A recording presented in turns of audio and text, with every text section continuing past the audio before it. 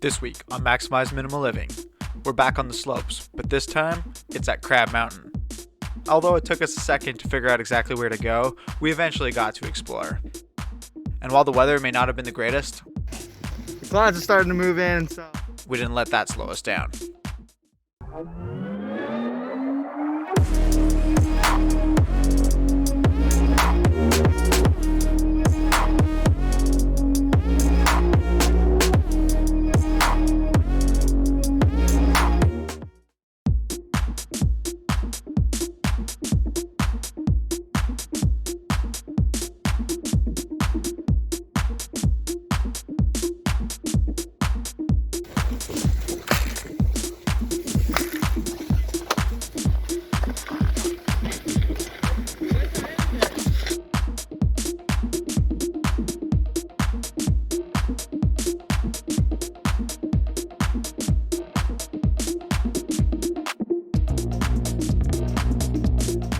what is up, YouTube?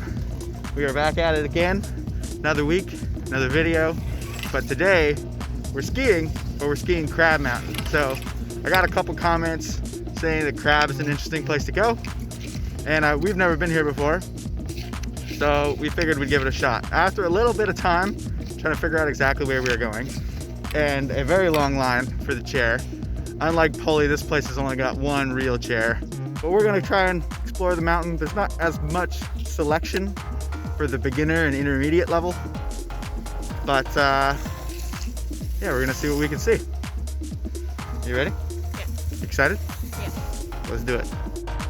Alright, so as we headed up the mountain, it was really the choice of whether or not we wanted to go left or right. And we decided to start off going to the right with the family trail. Family trail, not that way. That way. This was probably one of the longest trails on the mountain, and it's actually a really enjoyable trail. It's through the woods, and there's a good mix of kind of slower, quiet spots and spots where you can really pick up speed.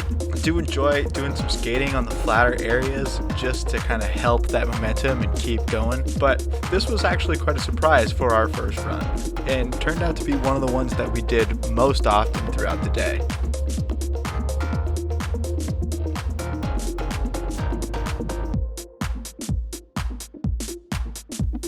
So as I mentioned, it was just really a fun trail that isn't difficult and easy to follow.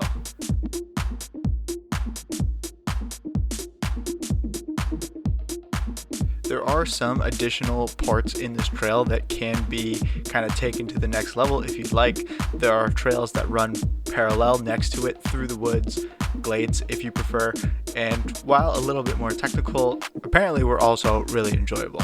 Not something that we decided to try on this day, but maybe saving something for next time.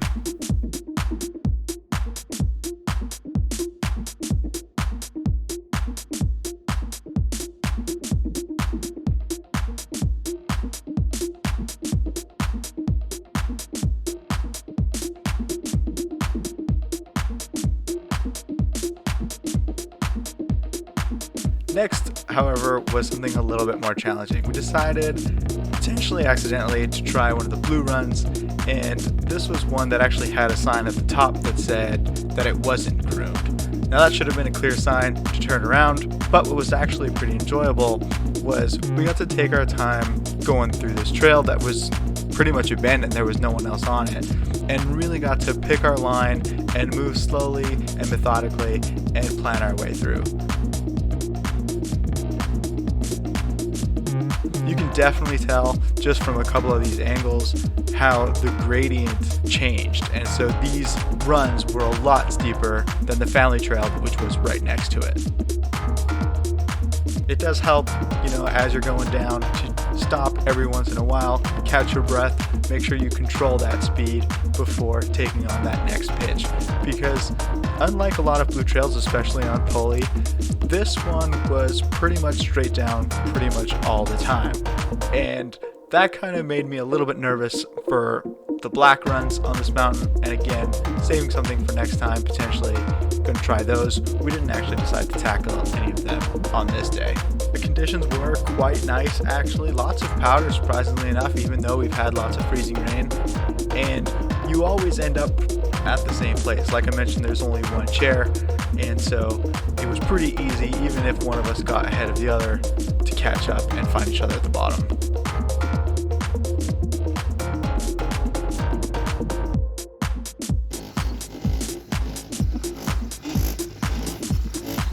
All right, so we've explored one side of the mountain so far, which was the right side, and now we're gonna head over to the left side and try that side out, see if there's any difference. There isn't a huge amount of variety on this hill compared to Poley, for example, but you know, it's doing the job for a ski day. All right, so next we did head over, and we kind of did the only one green run on that side. Like at Poley, it does take a little bit of a second to actually get all the way over, but there's kind of this nice parallel path. One of them is the bunny hill, and then this one here is kind of more open and allows for skiers not to necessarily worry about the people on the bunny hill. And you can see there is quite a difference on the bunny hill. Lots of people are just kind of standing around, and so if you do want to avoid that, you can. One thing, however, which annoys me quite a bit is there is a small glades section to actually get over to the bunny hill from the top, and that was quite enjoyable, and the first time really I ever felt comfortable skiing through trees. Unfortunately, my camera did not record even though I wanted it to, and so I don't have any footage of that. But once you get down that bunny hill, you're pretty much on your way back down to the chair. This is the only other green run on the mountain, and it is similar to the one on the right side, but not quite as long. There are a couple features along the way for those who may be inclined.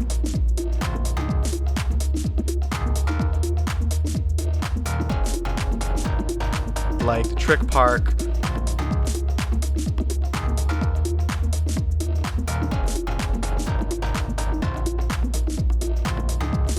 or even there's different kind of cutoffs that move into blue and even black runs directly attached to this if you want to. So again, lots of progressions for people kind of looking to get better or looking to challenge themselves more rather than just have a lazy ski day.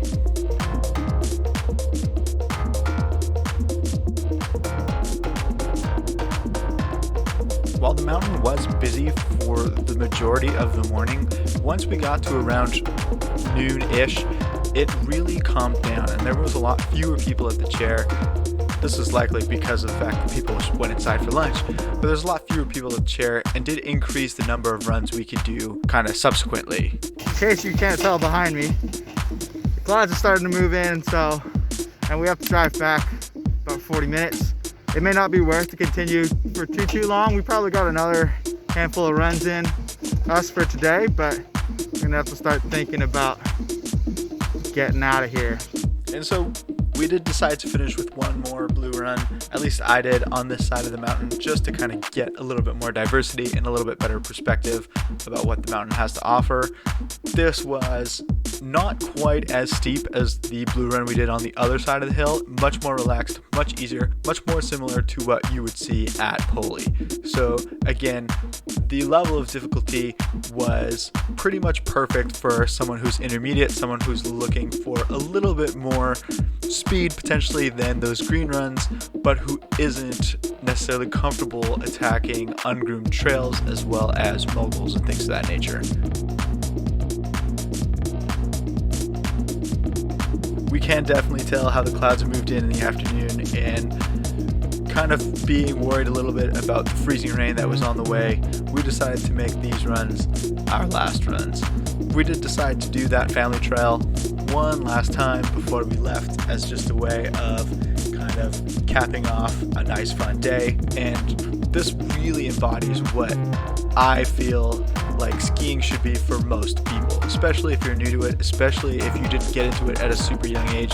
There's nothing wrong with just enjoying your time, spending your time out in nature and enjoying it, relaxing along the way, not necessarily being worried about losing control or scared of hurting yourself, and just really enjoying your time out on the slopes.